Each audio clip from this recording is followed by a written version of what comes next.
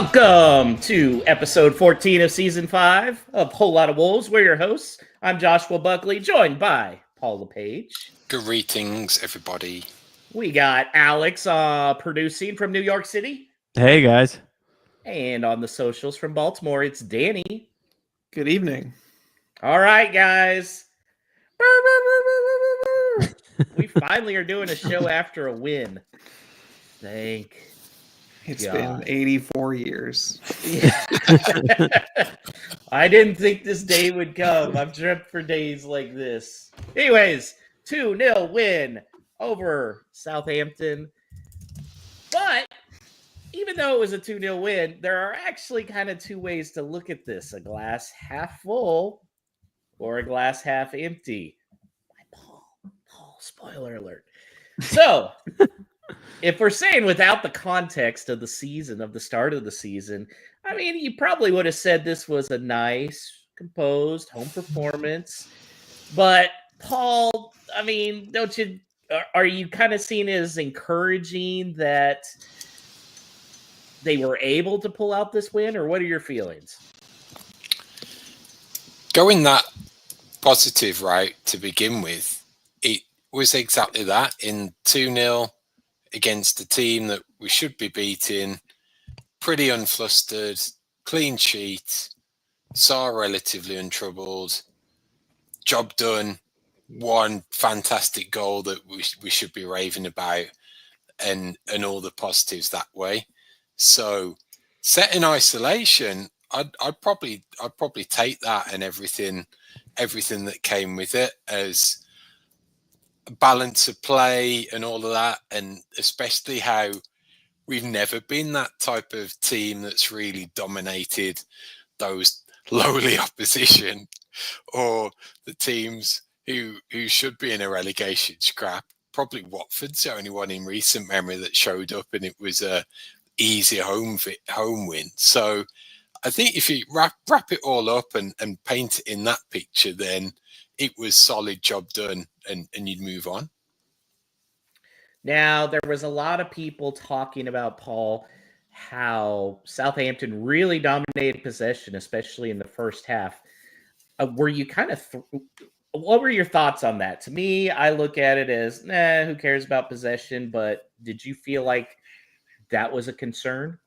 Not really. I think based on how they've shown up this season, it's their MO, and it's certainly how Russell Martin's wanting to set his team out. So I don't think it was any surprise that was the approach that they were going to take, and probably O'Neill acted accordingly in setting up that way. So it wasn't like it was something that, again, we'd be unduly troubled with either, again, based on the opposition, that we are fairly decent technically when it comes to that type of opponent, and maybe it plays into our hands a little, and certainly at home offers up potentially more opportunity than it would have been if the boot was on the other foot and it was up to us to take the initiative a little more. So I think he kind of not got lucky, but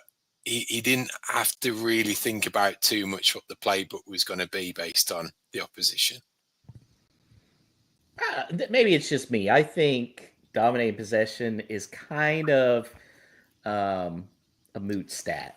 I mean, you all know who else who did really good with possession was Team USA, thanks to Greg Berhalter. And they sucked under him. And there's a lot of teams that suck dominating possession. Good Wolves teams, always low possession counterattacking. I like that. So, speaking of a nice little counterattack, it was Mr. Sarabia who actually scored the quickest goal, Danny, in the history of Wolves. However, he was kind of crap after that, like he was in the game before. You know, what are your thoughts on him? Does O'Neill stick with him, or is it time for him to come off the bench? Yeah, to the previous point, what was the thing Mourinho used to say? When your enemy's making mistakes, just let them, and that's how the goal started. Was Kyle Walker-Peters sort of tried to save possession by keeping it in bounds, but just laid it off to Cunha. So that's what can happen when you have low possession stats, is you take those chances. But yeah, I think Sarabia is an interesting one, especially in light of Gary's comments since then that he basically picked players who he knew could show up on this game, which kind of maybe lends credence to the idea that this could very well have been Gary's last game and if it had gone poorly. But whether it's because he seemed to tweak his calf or just is still not quite up to speed or doesn't quite fit the system, you're right that Sarabia didn't really have much to say for the rest of the half. And now he's got a whole international break to get fit again and to work on things. I don't know. It's a weird one because he still hasn't played particularly well, but I wouldn't be shocked to see him playing against Fulham. I mean, I seem to remember he had a pretty decent game or two against them in the past. So I don't know. It all depends, I suppose, on who else is fit and what we're trying to do. The fact that Gary still doesn't know his best 11 is a bit concerning to me, but maybe that's just a matter of performance levels. I think it could be some of the parts as well, that if Sarabia is in there, is that extra attacking player, and maybe that helps the performance the other two up there as well. So the opposition have got more than just Cunha to worry about, more than Strand Larsen as well. So even if just being in there can help as well. Now, whether he or someone else in an attacking sense could and should impact even more, that's another argument. But I just think as a team setup, regardless of five at the back or a back four, having that extra body in a more forward advanced position is certainly bearing fruit. So I was going to hit on this last week. Unfortunately, I was, right there with Sam Johnston under the weather on match day. Sarabia is not a starting player, guys. I swear, every time we don't see him for a while and he comes in and makes a good 20-minute cameo, everybody's like, oh, Sarabia needs to start, blah, blah, blah. No, he doesn't. Okay, look, Danny and Alex, you guys know baseball. Pablo Sarabia is a middle reliever, okay? He doesn't need to start. He doesn't have all the tools to be a starter in the Premier League anymore. He has a purpose. He is great coming off the bench, and he's a good spark plug. And like a middle reliever, and you need guys like that to come in. But you're not going to trust him starting the game, and you're not going to trust him in the clutch to be like the guy that closes it out. He's a solid bench guy. He does not need to be starting for Wolves. Danny, Alex, did I hit on that good with baseball? I'm with Ray George in the comments. Yeah, Ray says baseball is boring. I get your point. I will say, Ray, I agree generally, but baseball has gotten a lot better. The rule changes have significantly improved the game to shorten it. But I understand what you're saying, Josh. I don't know. It's hard, I think. Personally, like I've always liked Sarabia, and to me, I feel like he's, one of our few experienced level-headed players which is great coming in the 60th minute. 70th minute. But what if, okay, and I know baseball doesn't work this way. What if he's a great pitcher? I'm trying to think of who did this. Wasn't there a team once that would start the game with their relievers? Tampa Bay. Yeah, maybe he's that. Maybe he's like he should start the game and like exactly as Gary used him, and then come out at half because I don't know. If we were using the certain Bay plan, if we were using the Tampa Bay comparison, he'd come out after 15 minutes. Yeah. Well, which I'm fine. Play 15 minutes and then pull him out for someone else. He could score 7 goals by then based on this past game. Yeah, exactly. Yeah. There's 5 subs now and 3 windows, right? Or whatever it is. Like we can afford to just like do a first half sub. Yeah. Look, guys, Sarabia is what he is. He's a good substitute. He's a good guy for a spark coming off the bench. He's not a starter. Okay, great. He scored a goal this time. Don't let that distract you.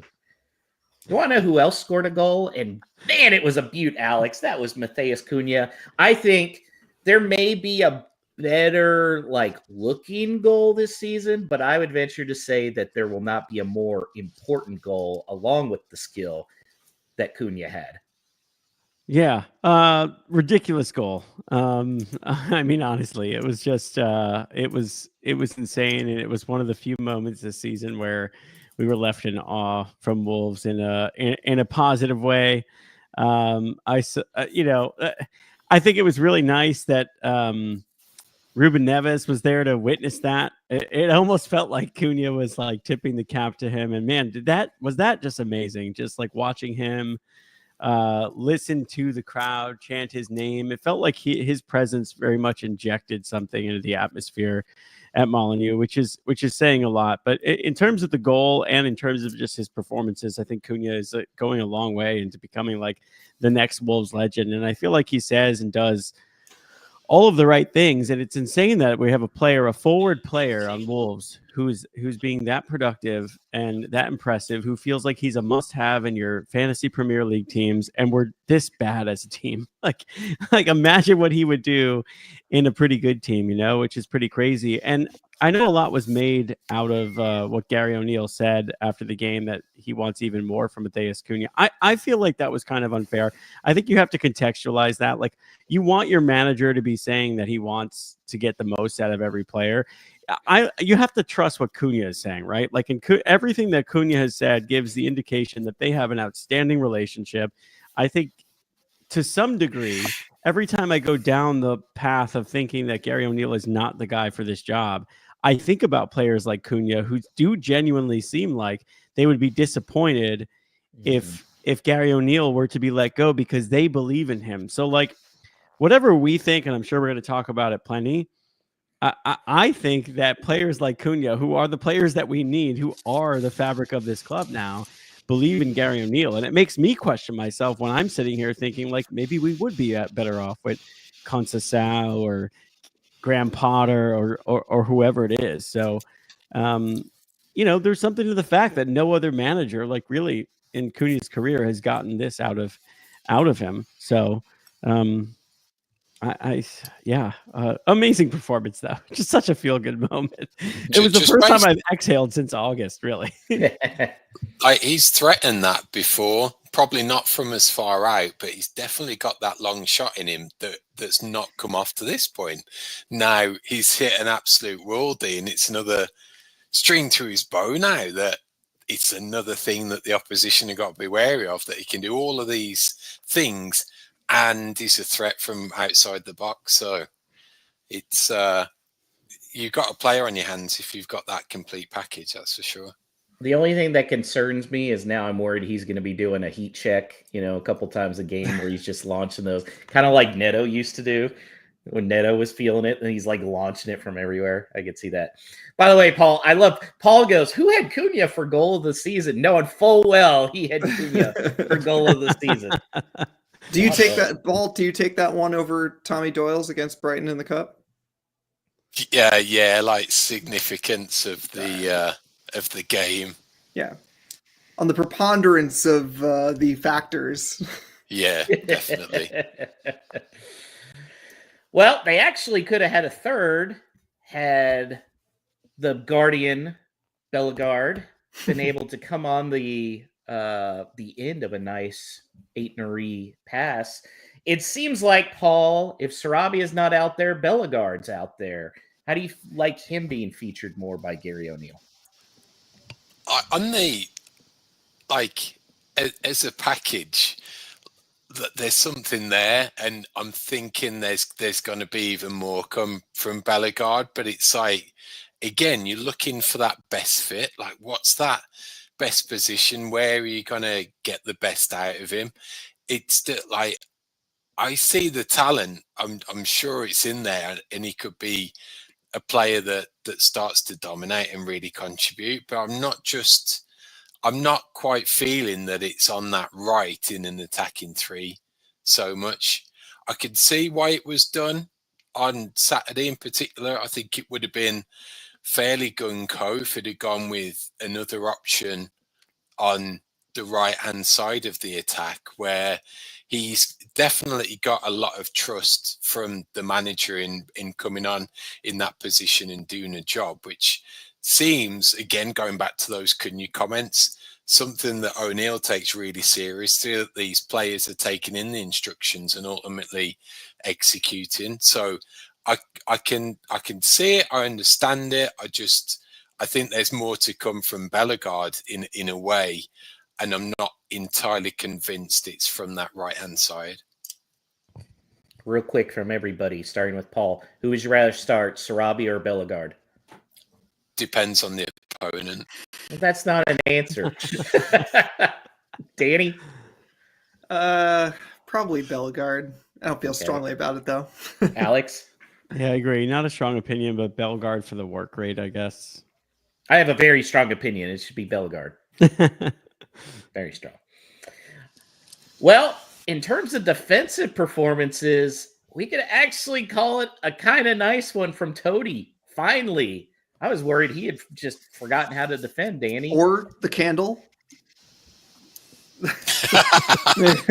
Maybe the candle takes 3 weeks to kick in or something. Yeah, the time to amend our product review on Amazon.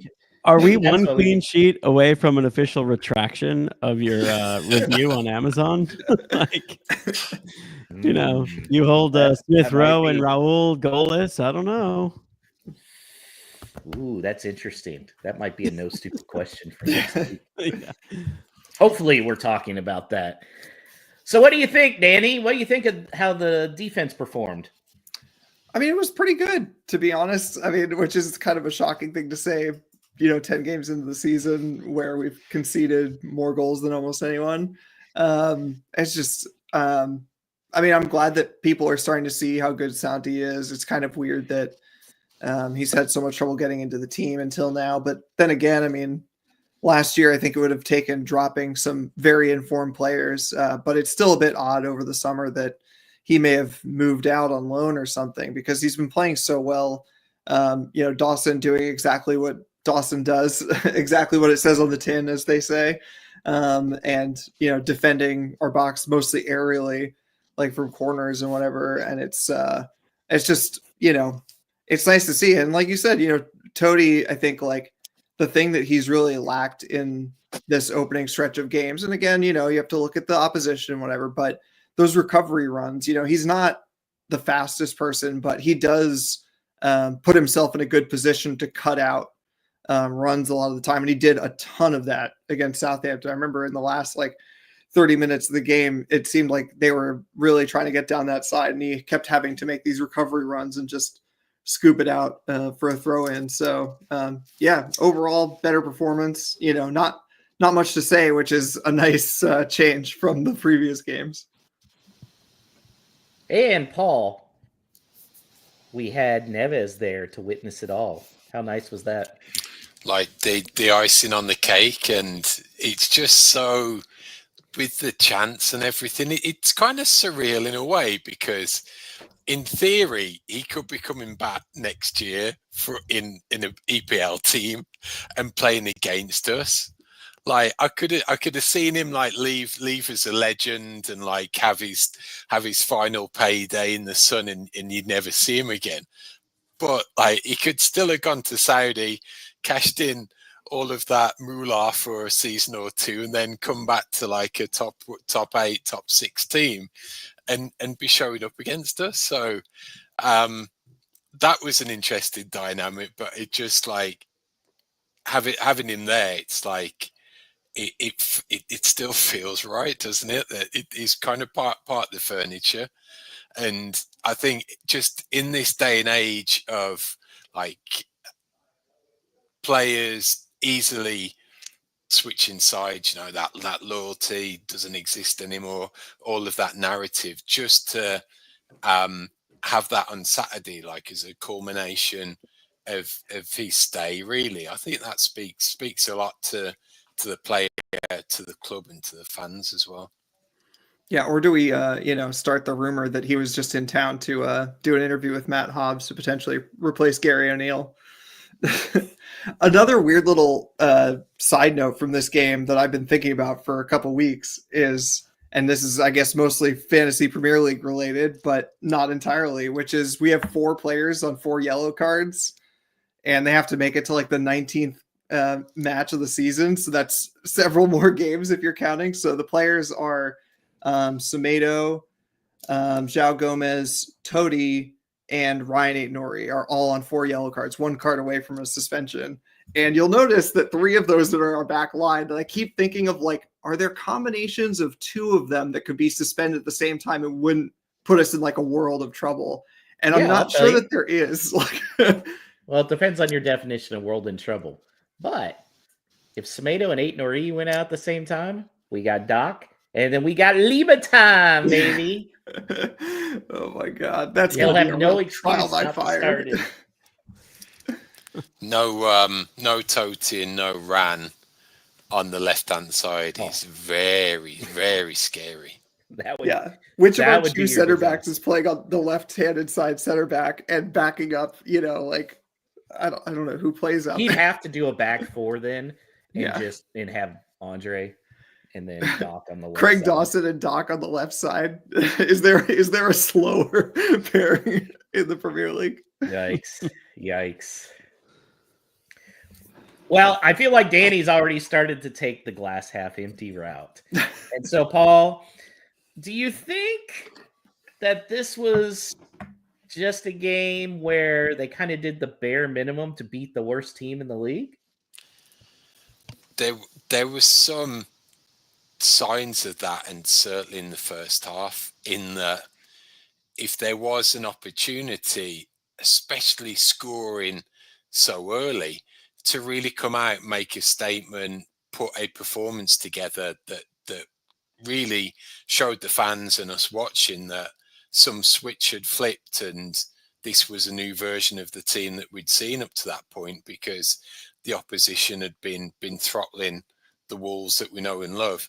That was the occasion. But even with that early goal, there was no real get up and go in terms of really taking the initiative in the game, grabbing the opposition by the scruff of their neck and really ramming it home in terms of being able to dominate a very poor team at home. So I think there's some question marks, certainly from the first half performance, a little better in the second half in terms of, again, being more on the front foot, certainly with a higher press, making them work a little more defensively. But it wasn't a game that you were definitely coming away from thinking, oh, they've turned the corner here. The Premier League's hard. That's what I'm just going to say. I mean, in Southampton, they were coming off a win. You know, they still have a lot to fight for. It's not like they're for sure relegated. So I thought the second half they did good. I agree with you, Paul, that the first half was a little shaky at times. But then once Sarabia came off, it was better, right? Danny, it was almost 1-1. And then I've said all along, I love VAR. It came to our rescue. We've never had a single complaint. Number 1, are the people saying that wasn't a foul just complete morons? Because that was very obvious a foul, and the goal came right where Semedo would have been standing. It would have been good defense. He just would have had to stand there. And then, do you think that would have shifted momentum? Well, I mean, 100% it would have, especially because I think the crowd were already frustrated with the possession generally. But yeah, the VAR check was very odd. I mean, there's a few things about that. And I try not to spend too much time on it because, good Lord, have we spent more time on VAR.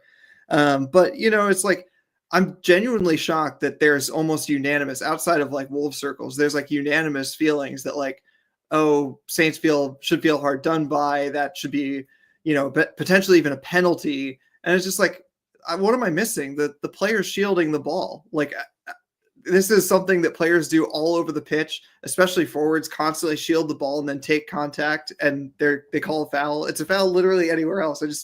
I don't see the argument whatsoever. The one thing I'll say is that the ref was right there to see the contact, and it's clearly the strategy that they're taking now is kind of, if a goal is about to be scored, just kind of let it happen and then we'll check it. But it's just like, well, he saw it correctly. And so like, I could see the argument that like it shouldn't have been re-refereed, as they say, you know, like he saw it the first time. Now, I think he should have called a foul the first time because it was a foul. But I mean, it's still just like the application of it is just creating this situation with all this tribalism. I personally thought that they had a much better argument for our second goal being, you know, potentially VAR worthy. You know, like both of those fouls were really gray area, and like one of them kind of led directly to it. And it's just like, I don't know.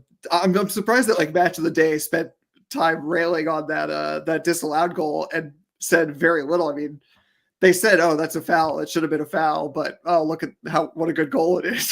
So, I don't know. It just, no one knows what they're talking about anymore because VR has twisted all of our minds. Well, it was even a lot of Wolves fans that were like, "Oh, you got lucky." What world is that? That was obvious. We got lucky only because VR normally dicks us. That's why. Yeah, I guess.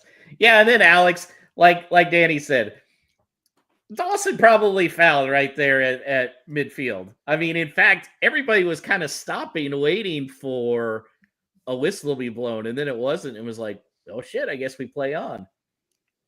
Yeah, and that's exactly why I hate where we are still. Like, it feels very good after a win, but you know, the whole fact that we're kind of like the fact that we're looking at it in two different ways, and the fact that you could convince me of either of these like things being the right way to look at it, either glass half full, glass half empty, whatever, is really frustrating because it's the worst possible thing. Like, I think that's why most people went into this game being like, okay, we either need to lose and bottom out and fire Gary O'Neill, or we need to win very convincingly to be like, okay, at least we know we're significantly better than Southampton. And given what Danny just said, and that it was first off, even if it's not a foul, you know, Cunha takes that shot 10 times. He's not making like a high percentage of them, right? So even if there wasn't a foul in the buildup that didn't get called, which benefited us, that's still very likely to not, you know, be a goal if everything plays out the same exact way. And then you're looking at a 1-0 win. And if one VAR call doesn't go your way, you're looking at a draw against Southampton, who I think we all collectively would say, you know, are probably not a Premier League quality team. And that's what I'm really struggling with, right? Like, because like, yes, we kept a clean sheet. Yes, we allowed them to have the lion's share of possession because we knew they were never really going to hurt us. But if these two teams played again, and when they do play again, like, I can't confidently say that we would beat them. And I can't confidently say that we would beat them away. Like, and that's a struggle because I want to feel good about this. I want to feel like this is the turning point. But we're like a 2-0 Fulham win away from being right back where we were, rock bottom of the league. You know, like, it's entirely possible, thinking that like, wait a second, how the hell have we hung on to our manager as long as we have? Because if you really break it down, like, we've put together a historically bad season over the course of 2 half seasons. And where have I heard that before? Like, that's something we've been saying on this podcast for years running now. So it's difficult, but you know, it's, at the end of the day, getting the 3 points is great because what good is playing good against Arsenal and playing good against some of the big teams in the league and not getting anything from it? So I'd sign up for many more of these kinds of wins, but it is troubling. Like, yeah. Yeah, like Todd says in the comments, yeah, like it's an apathetic win, but at least it's a win. Same. I was happy. I don't know about you. I was happy too. Full. Winning is fun. Yeah. Well, it's very fun to not have whiskey. your day ruined. Yeah. Man, the Texans and the Bears both lost today. I didn't care. Wolves won. I was all glass half. I still am. But Paul, do you think this was a matter of one inexperienced manager beating another just thanks to superior talent? Mute. There's a strong argument to that, I think, and it kind of goes hand in hand with the element of the improvement of those individual players. Now, I can see that he could be great as like that player's coach, and he might be like a perfect coach or a perfect assistant manager that is really that player's player type individual. My worry is that he's not got that tactical nous. That again, he only beat Southampton because he's got slightly more than Russell Martin, who's similar age and profile and everything. But we've got Mateus Cunha to rely on. Now, is he gonna get found out? Has he been found out ever since Bournemouth that he's not got it tactically? He's not got it at such a level that we need in terms of establishing what should be a mid to upper half of the table EPL team. That's my big worry, that he took us as far as he could last season based on being a bit of a cheerleader and rallying the troops and so forth. But when it comes to putting a tactical masterclass together, executing on a week by week basis, sure, you're going to come up against Pep and Arteta. Those are the games that, yeah, you might not get anything from.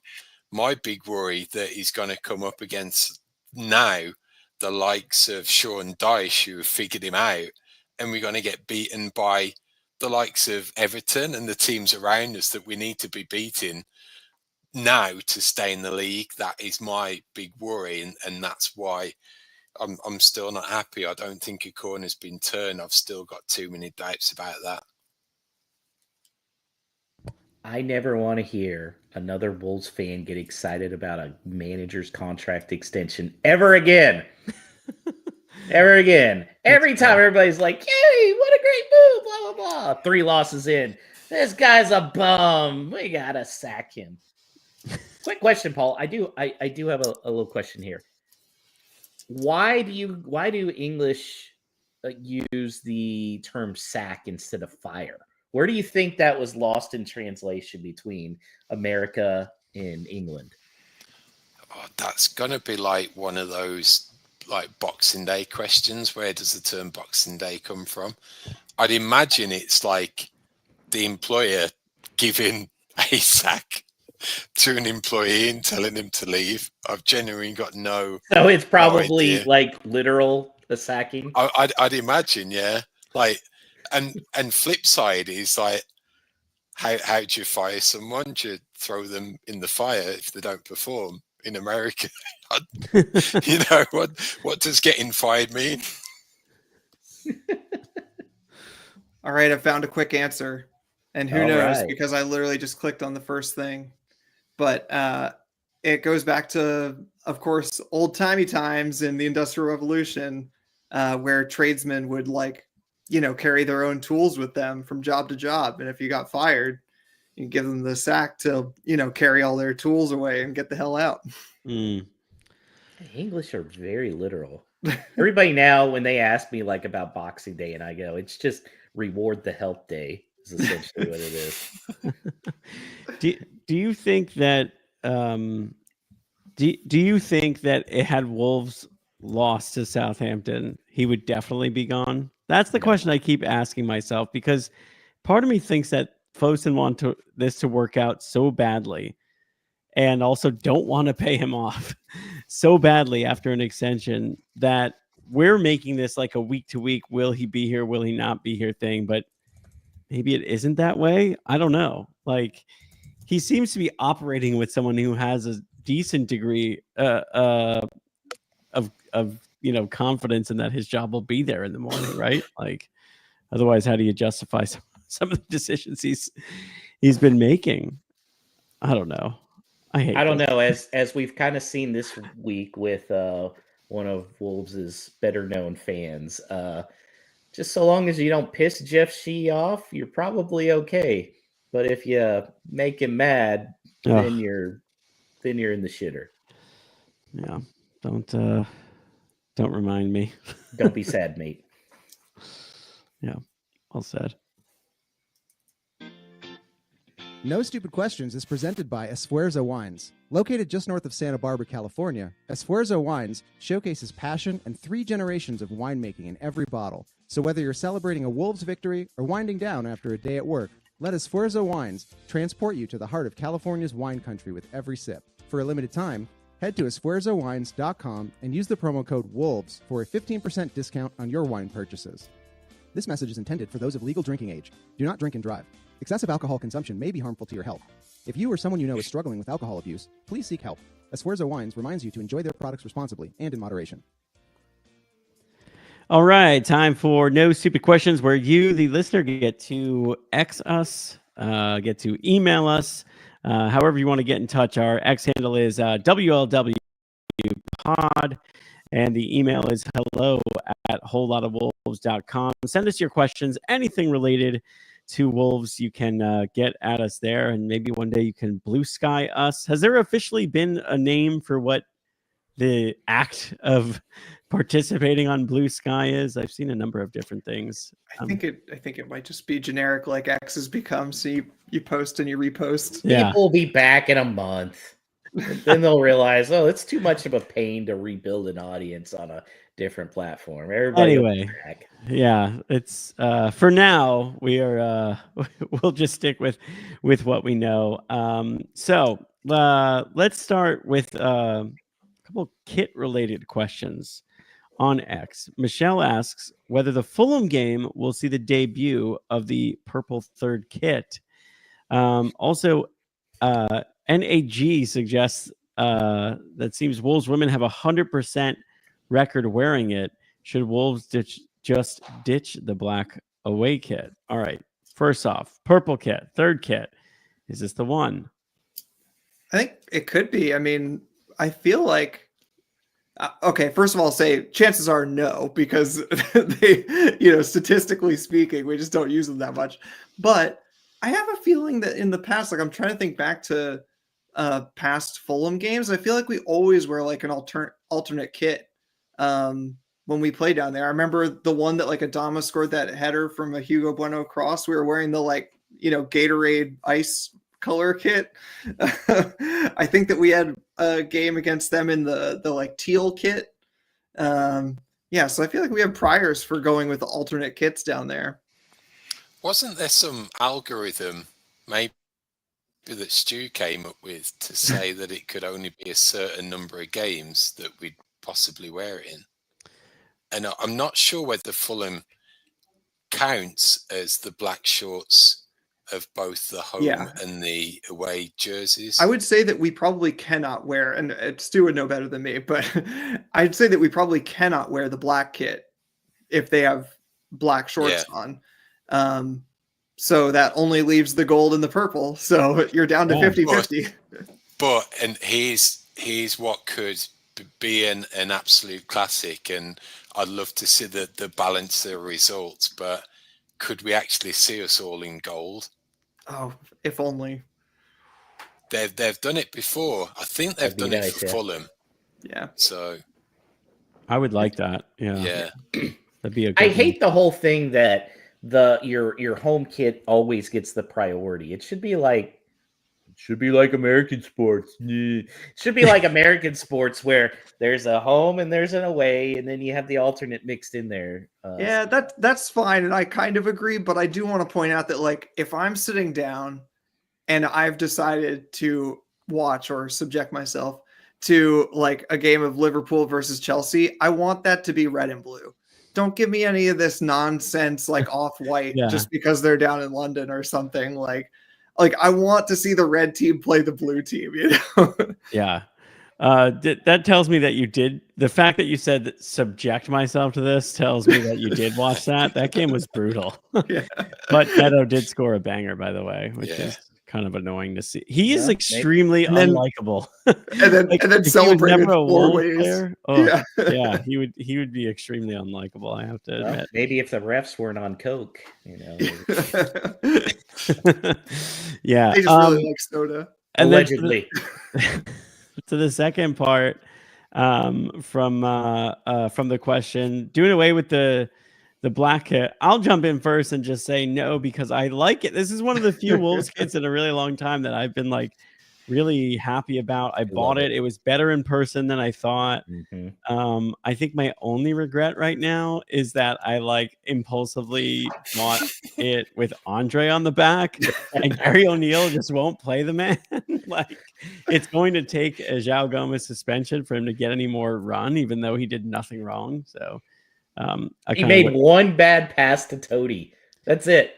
That's all he's done wrong. He made one bad pass to Toti. And here's the real regret is like, and I'm sure there's a lot of other people who feel this way. If Cunha would have started the year with number 10, I'd 1,000% bought that shirt.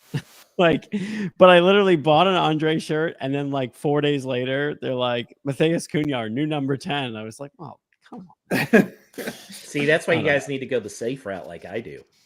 WLW Pod.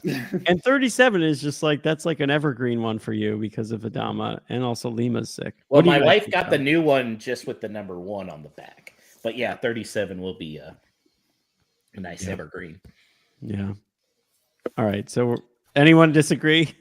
We're good with the black kit. We got to keep it, right? No, the only thing I can say is that weirdly over the last, season and a half, we've been really good in our change kits generally. Before then, it was like every time I'd see us wear something other than gold, I was like, we're going to lose this game. But like last year, we had like an immaculate record in both of our non-gold kits. So keep them both. Yeah. Okay. Recent guest and friend of the show, Drew from Pittsburgh. He asks us on X, which player is questioning their life choices? We kind of hit on Andre a little. He was one of the options. Andre, Rodrigo Gomez, or Sam Johnstone. It's 100% Andre. 100%. He's like, what the hell did I come to England for to sit on the bench? He's the one that's got genuine aspirations of locking down a central midfield berth for his country as well. That's what he was commanding, and this move based on Cunha and Gomez should have been just to solidify that even more, and now that's starting to look a little shaky, I'd imagine. Yeah. I think he'll demand to get loaned out. If his playing time doesn't pick up, his agent may go and demand he gets loaned out.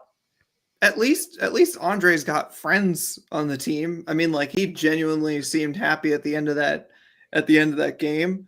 Whereas like Johnstone has come in, he did a podcast the other day saying that he doesn't believe that you can have 2 number 1s at a club and it always creates problems. So that's not great.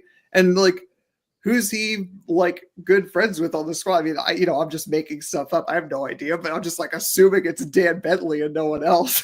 So they're sitting there scheming. It's just like, that's such a weird dynamic. I mean, look, you guys are my friends, but if I just sat here in the corner and wasn't allowed to say anything an entire show for weeks, I'd probably want to deuce out. Yeah, fair enough. But at the time that he made the decision, like at least Sam Johnstone can live with the fact that he made the decision under the impression that he was going to come and be the number 1 because Salah would be gone. Now, granted, he's not a number 1, like on a Premier League team with any aspirations. So, I'm kind of glad the way that it has played out. And it feels like, I guess Andre is the answer, right? Because Rodrigo Gomez is also both young enough to feel like just being in the Premier League, even if being in the squad every week in a Premier League team is a step up for him. I don't know that you can argue just sitting and rarely making an appearance off the bench for Andre, as opposed to winning cups in your country and, representing your country for Brazil is a sensible move for him at this point in his career. But I still think that he's going to be a very, very good player for this club. It was probably less games, but neither Lamina or João Gomez were immediate starters when they're both signed as well. Yeah, absolutely. And regardless of credibility of being an international midfielder, it's a big jump in class from moving from Brazil to the EPL, like massive. Yeah. So there is going to be some type of adjustment. Plus the fact that he was already in season, so he got some mileage in his legs as well. But I'm kind of the Tommy Doyle love in me is going to hate me for saying this, but I just generally see if it could some way happen that like he could with Joe Gomez be absolutely phenomenal as like a midfield too. It could be what our dreams are made of in a perfect defensive sit back holding midfielder, and then that box to box number 8, my Brazilian Jeff Thomas up and down that pitch, scoring some crackers from just inside or on the edge of the box, like the goal he scored last year against Tottenham as well, hitting the box, making himself that extra man. It could be our midfield dream right there, but we've just got to wait for that booking storm to figure itself out, it seems, for that opportunity to come. I will say, we saw Rodrigo Gomez's girlfriend when we were in Annapolis. He is not regretting any life decision. Yeah. Something in Moneyball that means he's really confident. Yeah, he's really confident. Right. All right. And then another question from Drew, who emailed us as well. hello@wholelotofwolves.com. He says, will there be any loan movement from the likes of Rodrigo Gomez and Gonzalo Guedes in January, given the lack of playing time, or do more minutes need to be found to keep them happy as it maintains the squad depth? Paul, what do you think about, I mean, Guedes has gotten appearances off the bench. He was Mr. Carabao for a little, but is that enough, or like, is he just going to be back somewhere in Spain come January? That always has an element to it that he's just kind of kicking time. But even like his contributions in the league haven't been dreadful. Like the assist against Palace, it's not like he's coming on and being that absolute flake of a player that we saw when he initially signed, like that Chelsea away game springs to mind. So again, like, is that the power of the Gary O'Neill factor, that he's working something individually with these players? But I could probably see him press for it, just again, like age and an opportunity now that he's going to be wanting to play games. But take him out of there, who's going to be that player that comes on? We haven't got it in the squad right now. Whether O'Neill has to look at it maybe a little more again based on the opposition. That is there going to be a game that maybe Strand Larsen isn't ideally suited to start in? Yeah. Or is there going to be an opponent maybe at home that he can chance his arm a little bit and play Guedes more on the right as that attacking third player? So I'm not sure on that one. Yeah. Maybe if Guedes were to go, there is a player who would come on for Strand Larsen, and he's had 2 ACL surgeries in 2 seasons, and his name is Big Sassy. No, Big Sassy.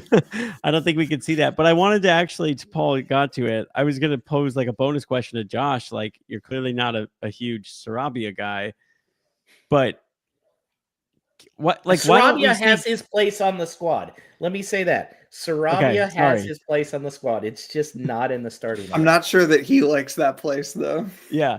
Are you surprised at all, Josh? Like, would you take like Guedes on that side over Sarabia and Bellegarde? Like, I personally, I understand how we need to have someone come on for Strand Larsen, but it's weird to me that it's always a like for like substitution with a big number 9 who runs his butt off and probably doesn't get enough service in the box. So then what feels like a versatile, agile winger / attacking midfielder / I guess he's a striker. Like, he's not a Premier League striker, but he could be a Premier League like wide forward. No, he'll be gone by the end of the January transfer window as a sale. I think he's built up enough of his value again that Fosun, if they get a good offer where they can come close to getting their investment back on him by the end of January, he's gone. Like you said, Sassy's coming back. I do still. I would trust Forbes a little bit more, or Gomez. I still think Gomez could play that role that Sarabia was doing. Okay, right now you need points, so maybe you don't trust him to. But the Rodrigo Gomez we saw in the preseason was fucking awesome. Yeah, he was. Do you think when Geddes gets to a warmer Iberian climate, he'll cut his hair? This seems like he's trying to make a point. He's way too manicured a guy to like just like be going out there with that. You got to keep those ears warm somehow. If Geddes' mom was anything like mine, she'd be on him all the time. You got to get your hair cut, Paul. You look scruffy. Like you're too handsome to have all of that hair. You know? I mean, not that she ever said that to me, but yeah, agreed. It seems weird. It seems like it's almost for warmth at this point. All right, Stu for the Wolves Fancast on X. When do you put your Christmas decorations up? All right, yeah, right after Thanksgiving for me. Yeah, so I added this one back in because I'm fascinated. I kind of want to hear Paul's take, because the only reason that a Brit like Stu would ask this, and why British people in general struggle with this, is that they don't have Thanksgiving. Like, we have this natural delineation where it's like, well, you do Halloween or whatever you do in October, and then everything is like you're waiting for Thanksgiving to happen. And Thanksgiving happens. After that, we literally have Black Friday. Like, everybody's geared towards the Christmas holiday season. So it's like, now it's the time to put it up. Perfect time. Whereas I know that it's of consternation to Brits. Like, when do you put it up? You know, some people are doing like November 1st. It's 2 whole months of Christmas decorations. So I see nothing wrong with that. Yeah. So Paul, what did you do before you came here, and what do you currently do? So, like back in the day, we'd always get a real live Christmas tree like cut down at home growing up. So depending on where he got it from, if it was like off the back of a truck in some dodgy market, it might last like 2 or 3 days before the pine needles started to fall off. So really that meant it was only like 2 weeks before Christmas at the very most that we'd put stuff up in our house growing up. That probably like extended a little into maybe around like the 1st of December at the very earliest, but only then if that coincided with like a weekend and you got some time to dedicate towards it. Now I'm firmly in the anytime after Thanksgiving camp, based on the fact that I'm pretty much off from work. I've got that extra time. I'll do it on the weekend and then it's done, quite frankly, and out the way. So I have increasingly gone earlier as I've got older. This is also a tricky thing. Maybe a lot of Americans don't notice this, but because Thanksgiving is, of course, on the 4th Thursday, that it shifts around in the month. And I think this year is actually the latest that it can possibly be. Yeah. So like you have one less weekend to do it. And we're currently looking at that. We don't like do tons of decoration, but like in terms of going and getting a tree or whatever, we're just looking at like the weekends between Thanksgiving and Christmas. Like, and especially if we go out to Ohio, like we often do for Christmas, it's like, we're going to have this tree for like 2 weeks. We're going to go to Ohio. Like that was going to be my question was, forget when you put it up. When do you take them down? I'm a very late in January because by God, I spent a lot of time putting up that tree. I want to keep it up. I predict this question will come back around then, but yeah, I would like to keep it as long as possible, but normally the state of the carpet and whatnot dictates that.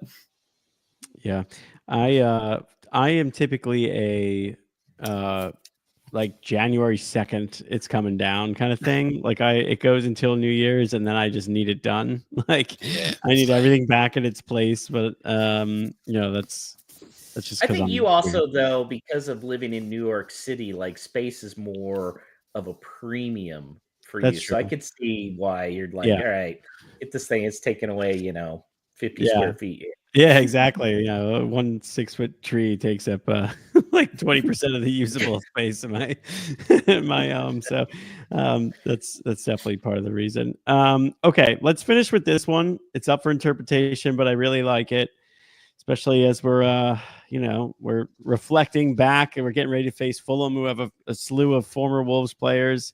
Ray asks us on X, if you were able to stop one outgoing Wolves transfer from happening, which player would you keep?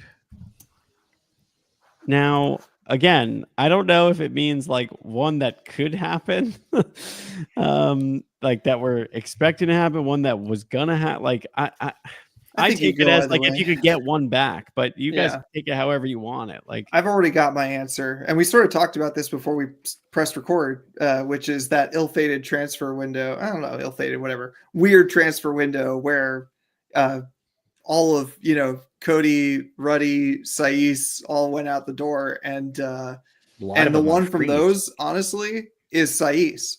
Especially in the years that followed, like when we were struggling with defensive frailties and just like leadership on the field. Like, I don't know, Saiss is just like he's a character who I think like keeps people in line with the way that he plays, and just like a really underrated player, obviously kind of like a cult favorite.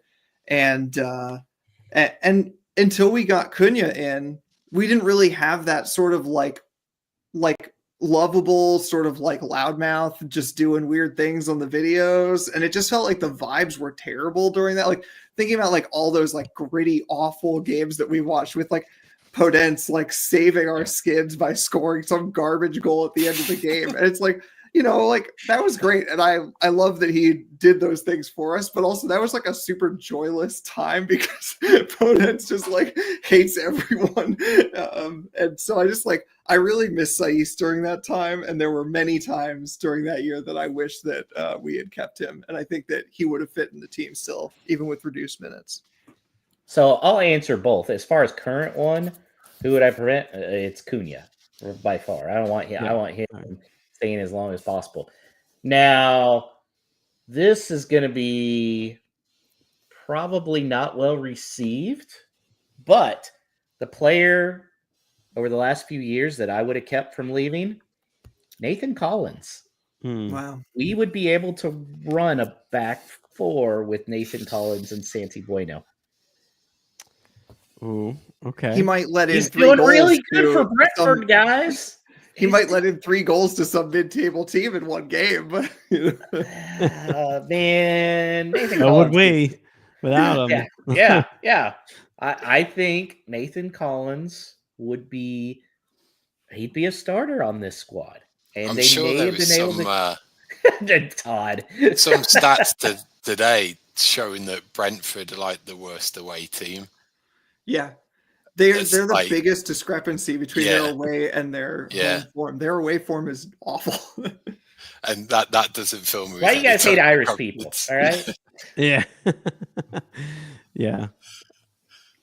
Okay, I've got one. All right, prepare yourself for this one as well. I'm ready. I'm not going player. They shouldn't have got rid of fucking Nuno. oh man! You mean currently in Champions League place with Nottingham Forest? Nuno, a fully refreshed post lockdown. He's got colour back in his face. Beard looks, that Nuno. Yeah. I'm gonna need to go back and listen to some of the episodes where Paul's like, "Nuno's gotta go." This is the thing. All you Brits are all the same. I love you guys. I'm sure I was listening to you guys back then, but I do not recall the podcast that came after the West Brom game where he subbed out Ruben Neves and Connor Cody.